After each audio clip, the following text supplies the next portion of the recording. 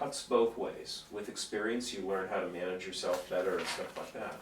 But on the other hand, just as soldiers who are repeatedly deployed become more vulnerable to traumatic stress, so journalists who've been in the field longer can have a higher degree of vulnerability because they've been exposed over and over and over to events. It varies.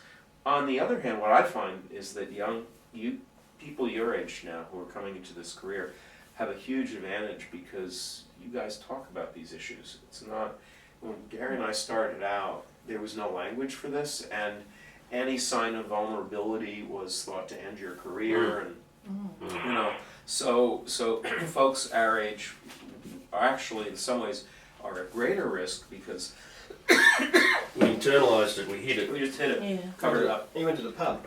Yeah. Deep Still alcohol do. therapy. I remember about 10 years ago, I took a class to a newsroom, and the class had been discussing, going and doing some of these, knocking on people's doors. And so I thought, well, I'll ask the editor to put the message across again. And I said, what would happen? He said, I'd tell you to go and get another job. If you couldn't do it. If you couldn't do it. Yeah. Yeah. And the other thing about intrusions, as I call them, a lot of people call them the death knock, I don't like that word, but is that you can often get really good stories out of it if you treat people with respect and you're willing to listen and you're willing to go there and look at what news, what story can actually come out of it rather than just doing it by rote, which is what many people do, because I've always argued that we go and knock on the door of someone who's lost an infant or a toddler or something like that, and you get quotes about what the little girl was like. Well, they're all like that. You get They're all the same. she was an angel, she loved her toys, you get all this stuff. These are That's cliches. actually cliches. Means really nothing to your reader, except some form of heart-taking stuff. But if you go and you learn about them, you're open to them telling you about their people, you may come back with something that's a gem. And it's a gift to them. It is actually very important. The cliche. One reason that people hate reporters sometimes is that we spend, because we're rushing to deadline, we employ a lot of cliches. Now, cliches are useful if you're rushing to deadline and need to get a story out, and you want to do a quick inverted pyramid story about a fire. You get a few cliches in there, and nobody's going to be the wiser. It's part of how we do the job. But if you're a family who's lost a child, let's say, whose daughter has been hit by a car or something like that, and it's the same story that you wrote last week about somebody who drowned, some middle-aged man who drowned at the beach or something like that, and the language is the same, those families notice it, and they get angry, and they're not interested in that. There's an enormous opportunity, actually, in these kinds of breaking tragedies to build a little trust with families and do them a great service by talking in particular, listening carefully for the language. People will give, if you ask people cliched questions, they'll give you cliched answers. They'll tell you, if you say, how do you feel now, or do you think you'll ever have closure for this, they're going to tell you the cliched answer to that. If instead you talk to people in particular about their lives, about their kid, about whatever they're going through as people, you'll get fresher material, and that will serve everybody, right? That's really, really an important part of this story. You get honest material in that case, that they open up to you and they tell you. And the other thing you have to do is respect people, and if they don't want to talk to you, you need to be able to have the tools to go back to your editor and say, look, they refused to talk to me. What I would do in that case is leave a card, address, say, look, if you change your mind, give me a call. If there's somebody you think might be able to tell me the sort of things that I'm asking without the pain, nominate them to do it. We've got an interesting case in New Zealand today with this beast of Blenheim who's been Serial rapist. rapist, bestiality, a bit of everything, and he's been released now because we couldn't keep him in jail anymore. Now he's allowed to talk to the media, but whether he chooses to or not. Well, that's everyone will right. be chasing him today. Well, that's an interesting one, and how there often will be pressure from victims in cases like that who say to the media, to journalists, nobody should cover this kind of a perpetrator at all. That happened after, really, with the Port Arthur anniversary, as I recall. The victims' People in families Port Arthur didn't want any coverage anything, at all of the you know. perpetrator. My own view is that we do, it's important that we understand perpetrators. It's part of the difficult job of journalism to tell those stories. But you have to do it in a way, you have to not make the perpetrator the only story. You have to do a kind of victim-centered journalism, so in general, so that when you finally do put the perpetrator's story out there, the victims don't feel sidelined. Yeah. And remember that when it comes to, even in court cases, victims often get sidelined by the legal process. You become just evidence in a court case. That's part of the job. As journalists, we can compensate for that, actually. Yeah, because that's been interesting. I've just had that experience. For some of you may know, I just had experience personally with a court case just finished a couple of days ago in Auckland. My brother-in-law got killed, and following the court process was really interesting from my point of view, because exactly what you're saying. What they were saying about my brother-in-law was purely evidence, and they're basically trying to, the defence obviously trying to paint him as aggressive and as bad as possible to make the perpetrator look good. Yeah. And it was all, and the whole focus of the whole court case was on the defendant, and the victim sort of is on the side, and that's really interesting to be aware of when you're covering court, because there's a great, there's always great stories to be told, and if you're patient, you get a much better story. Absolutely. Like the example of the Port Lincoln fire, ABC lady. Yep. There was another example from this conference in Adelaide, the Dark Conference last year. There was a girl who, there was a bushfire, and a reporter, a local reporter, knew a farmer who'd seen his entire family go up in flames right in front of him, and so was severely traumatized, and instead of rushing in like everybody else, and he just basically shut up, and she waited for a year, I think, 6 months, a year, and then finally got him to talk, and we listened to the interview, and it was the most amazing interview I've ever heard. And he basically described it detail by detail and what he went through. And just because she waited, she probably got the best interview of her life. Yeah. And And that's important to remember, right? Is that just because somebody says no to you now doesn't mean they'll say no to you in a day or whatever. And just the best thing you can do is to do what Gary described. Just leave a card and just say, when you're ready, call me. And if there's a whole pack of journalists there, it's the person who does that, who shows respect, who's gonna get the call later. And there is almost always a later.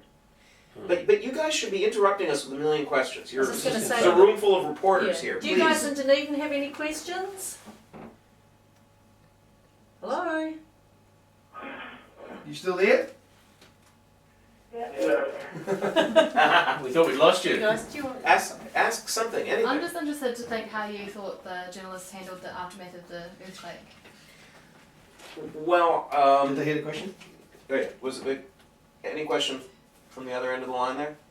Or did they hear No, the did they hear question? the Did question? you hear the Oh, question? did you? The question was what Gary and I think of how journalists cover the earthquake. Well, first of all, I'm going to talk from what I know about local journalists, rather than the sort of parachute in people, because I'd like to turn it back and know what you think about how the world covered the earthquake. But my impression was that the folks here in Christchurch, including Kuhn and his staff and others we've met, covered this with incredible agility and imagination and resilience. Fortitude, Yeah, resilience. like responded so quickly, were not overwhelmed, figured out how mechanically how to get the story out, figured out all the different dimensions that needed to be reported on. And I think, from what I can see, continue to do a really excellent job of keeping recovery front and center.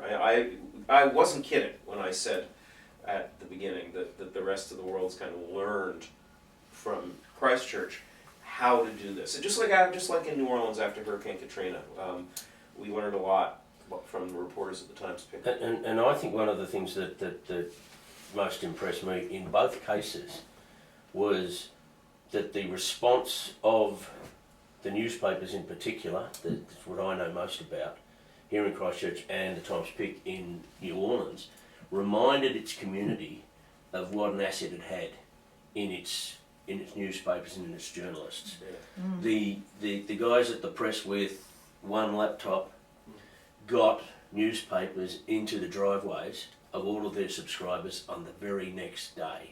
That's a heroic effort. That's just Unbelievable. unbelievable. The guys the people, I should say, in New Orleans, water was coming up outside the Times-Pick office. They were in these great big trucks getting out, and they got a certain distance, and a bunch of them said, no, hang on, we have to stay and cover this. And they turned around and went back. In And they file by lived in text. appalling conditions for ages, because their job is to tell the story. But the important thing to me, and I think it's been shown in the reaction to the press by this city, is that it reminded people of just how important having your local news covered with respect and dignity, and lifting up all the rocks that needed to be lifted up and looked underneath. It was really heroic effort. But you guys have been reported on now as a community for a while by outsiders too. What's that like? It's kind of weird seeing it like the whole newspaper pretty much is earthquake based now, and being on the side of town where you're not as affected by it, it's sort of like it's another city anyway. Oh, really? It is. That's interesting. Are you sort of earthquaked out in your news? Have you had enough? Yeah. Is there too much Yeah. concentration? I think this is a Too much. discussion they're having at the press, isn't it? There's just too Yeah. much about Too recovery. much And, negative yes. concentration on the Yeah. earthquakes. Yeah. You don't get any. I'm sure there's good stories out there that have come from the earthquakes. People who are achieving things now, but you're just Absolutely. not hearing them. But yesterday we did have a story to say we've had a week without a quake. Well, yeah. well, it's That's interesting. exciting. I mean, and one of the nice things about trauma, thinking about trauma, is that as a newsroom, is that it can actually help you come up with some ways of getting out of that trap of only reporting on the negative. So, for instance, after the earthquake in Haiti, we did a little workshop down there, and a psychologist who came with us ended up advising a lot of the Haitian reporters to do stories, whether or not they're actually happy news, that show people coping. That when you do a story about the latest restaurant to reopen in the earthquake zone or something, you don't just say, happy day, the restaurant reopened. You actually tell the story of what the person struggled with, the hard stuff as well as the happy stuff. And that not only is a good story in and of itself, but it demonstrates to the whole community, it kind of models coping in ways that everybody needs to learn from. And the press are doing a lot of that. Yeah. And all the local media are doing a lot of that. Yeah. Well, what has been interesting, your question was not so much about the press, I think, Yeah. but more about other media outside. Yeah. What has shown very much, though, is, and there's been a bit of a negative reaction from the locals, that especially the North Island, not just the foreign media, but actually the out-of-town media, they don't actually get it. Yep. And they come in here and very much pick on certain stories, and it's almost like taking advantage of the situation in certain instances. And that was especially the case in the first few months after the earthquake. Yeah. The reporting, and even the reporters themselves that came in, they just didn't get it. So when we had people coming in from Auckland and Wellington to help us out, the first thing we did, we put them on the media bus through the red zone to actually see the damage, talk to people, experience it, and actually get a bit of a feel of how it affected people before they started reporting on it. But even now, you can just tell that the people who are not in it don't get it. Well, they don't They get don't it, and get parachute journalism is like that. You're tapped on the shoulder and say, someone's telling you, get on a plane, go to Christchurch, go to Haiti, go wherever, and you're totally ill prepared in many cases, and you're playing catch up on the plane, you're getting off, you're playing catch up when you get there, and you're dealing with things like your mobile phone's not working and stuff like that. It's very stressful. And so you've got some jerk back at the desk who's screaming at you at 2 a.m. saying, "Hey, come on, where's the story?" And why don't and you know good quotes in this. We need some better quotes. Get me a victim, any victim. I don't care. You know. Yeah. It's like the girl that did the column on the earthquake, how she said that everyone was over it. The backlash to that was huge. And didn't you say, Dale, that she didn't even want to write that piece? Yeah, that was in the Sunday Star Times. This female reporter had to write about what she thought about Christchurch, and she was over it. She didn't want to hear about it. She was sick of it. She thought we were whinging. She was an out-of-towner. She wasn't. Yeah, she was in Auckland, and they published it, and there was a huge backlash to it, and so she apologised. She wasn't quite saying that. She was also saying there's things happening all over the world where people are in worse straits, and we should be thinking about them. But Yeah, but you know that's not a message to send to a community that is in strife. No, because we're reading it. The other and all of those people other don't- communities would feel exactly the same. That what's happening to you is the most important thing in your life. What's happening to your community and so on. And I think it's the ongoing thing that they don't understand. If they came to Christchurch and they saw buildings falling down and people crushed, then they'd tell a really good story. But they don't understand that we can't build anything because of insurance and things like that. Just ongoing things that the parks are all closed down and we've got nothing to do. The bars are all gone. Just little things like that. Oh, little things. Change your life. Little things. This morning, I was trying to get these guys back to the press building from the west part of the CBD, and they couldn't get through anywhere. I couldn't find a road, and I was just getting really pissed off, so we gave up and came here.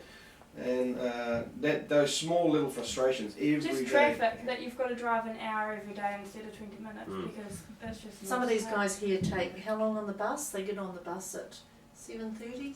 Some of them to an hour and a half to get here. a couple of suburbs away. Well, they're stories, they're local stories, and every so often you'll get a journalist will come in and say, okay, what's happened to Christchurch in the time since the earthquake? Where is it now? It's the same in New Orleans.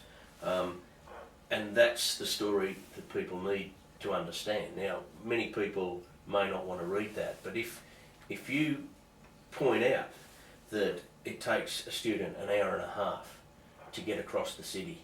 That's No, there's 2 suburbs. 2 suburbs, okay, an hour and a half to cross a couple of suburbs. 3 buses. On 3 buses. That's the human effect Reality. of what's going on. And you put those stories together, that's a fascinating story for a reader, even in Melbourne or Sydney or something like that. And it defeats the cliches. Yeah. Right. You've got to take, in my opinion, you need to take your reader to the place that you're writing about, to the events that you're writing about, to that. And that depends largely on your skill as a writer or a storyteller. You need to come to Christchurch and you need to talk to as many people as you can, and you hoover up all this, is that an old-fashioned word? All the information you can get, and then you'll throw a lot of it out, but you will have this impression then of a city struggling to cope with an event of well over a year ago. Most people in overseas are interested to see out of town because on Tuesday, next Tuesday is the 2nd anniversary of the first quake. And I reckon most media will completely miss it. Actually. Anniversaries are really important. Anniversary stories are really important. Because the second one was so much bigger, all the focus has been on the February one. But it's actually our life changed 2 years ago, and I'm interested to see how people will pick up on that. But the other thing was internationally, interesting, the coverage disappeared a month later because the Japanese earthquake was so much bigger, and suddenly took all the international focus away. And there was a bit of a sense here, literally. Reporters were packing up and leaving for Japan. Tell me about it. Oh wow! What about us? Yeah. That also happens at the micro level. If you're covering a murder trial, if you're covering a returning veteran, I saw a couple days ago. I saw the bodies of 3 New Zealand soldiers came back to Christchurch. Those families can feel abandoned when the story moves on. Right? That sense of abandonment after trauma is really, and in a way there's nothing you can do about it because we do have a job to do going on to the next story. But first of all, you can stay in touch with your sources, especially as a local journalist. That matters a lot because there will be stories in an ongoing way. But secondly, if you can recognize that the story doesn't end when the bodies go into the ground. It just starts. It just starts. Then families will not feel so abandoned. And if you can recognize that the story doesn't end when the shaking stops, in fact the story is only beginning then too the community doesn't feel as abandoned. So. Right. What message are you going to be giving? Working with the press journalists today? I'm good while listening. Yeah. We're just going to go. I've been over a couple of times. I came over about this time last year and spent a week with the press out at Portacom City. And it was a matter of just sitting around with people and listening and talking and just seeing how they were coping. Andrew Holland asked me to come over knowing that I'd done this sort of work. And the idea was just me to be able to say to him, your newsroom's coping, or certain people are not coping, and I had to sit down with them and hope that they'd open up to me. And I went out on a job with one girl, and I did bits and pieces of other stuff, and was there day and night and talking to people, went to the pub with them. And so what we'll be doing is just going back and checking in, really. Yeah. Oh, okay. Bruce hasn't been here before and met them. We met them last night at a turn, and I'm just going back to see how they're going. Anything they need from us again, anything more they need from Dart Asia Pacific in particular, how they're coping with a new building as much as anything. It's a 7-story building, and a lot of people aren't too keen on getting up on that 7th story. So how they do that, they've got a number of people who are still working from out near the airport, and some still working from home, because that's what happens, So we're just there to talk to them, and anything they want to know. And also to see if there's any kind of lessons learned that other journalists can learn from. I mean, one of the big things that we try to do with newsrooms that have been through very difficult events is say, not just what did you do right and what did you do wrong, but what are the lessons for other journalists who are going to be facing similar situations. That kind of connects people to their professional colleagues and can help maintain a sense of mission. And, I guess the only other thing I would say is that the reason this is important, there's so many different reasons this conversation is important. One of them is that you want to make the right ethical calls and feel good about yourself in the morning. Another is you want to write better stories or put better stories to air. But it's also because the most important decisions that this society is going to face, so many of them involve violence and tragedy and disaster, right? Whether it's, do you send soldiers to war or not? Well, partly that depends on what people know about what war does to people. How do you respond to disaster? What are the needs of a community like Christchurch? But it could be anywhere else on either island. What do you do about crime? All of that is, so these are the biggest decisions a society faces. And if you're not, as journalists, giving people the fullest possible story about the impact of these fascinating, distressing events, democracy isn't going to work.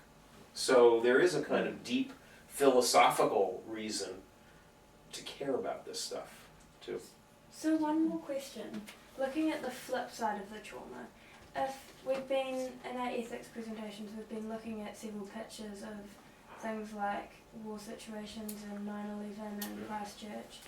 If you have a picture or a story that is going to traumatise the victims or the family, but it's a story that needs to be told, like you're saying, then where do you draw the line?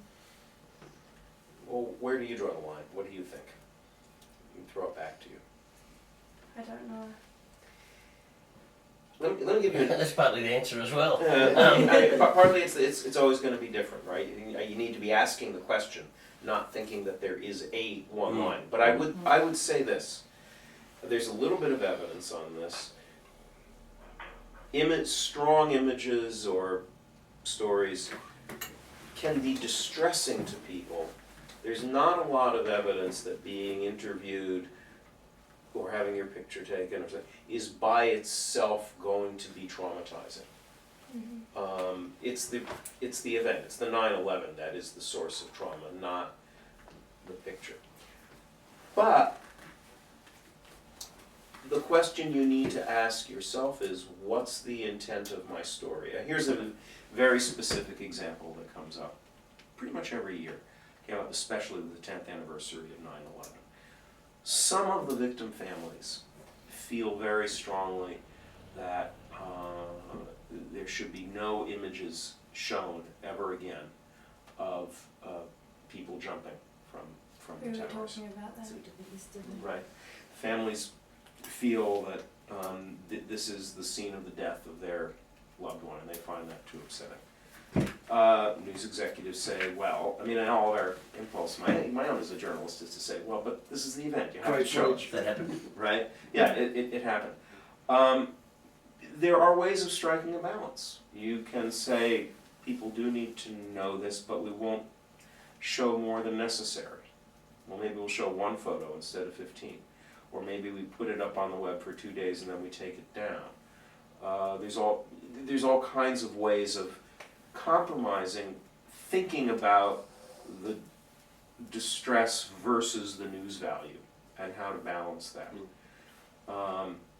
After the massacre at Virginia Tech University in the U.S., the shooter sent a video of himself to news stations before he was himself killed, and the networks had this big argument: should we show this thing?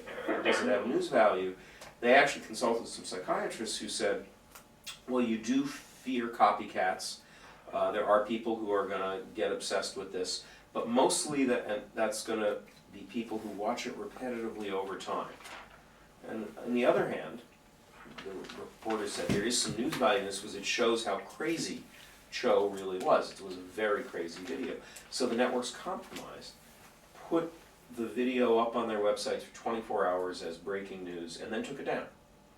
And I think that was actually a good call because it left no doubt in anyone's mind that this was a very disturbed individual rather than a kind of knowing murderer. Once it's been published, though, you can never. Once it goes on the internet, people are going to copy it, and you can never get rid of it. That's one of the big ethical. It's a weighty ethical question before publishing anything onto the internet. You can take it down from your own site. You don't know where it's gone. But you don't know where it's gone already. So there's no easy answer. The important thing is that you ask the question every time.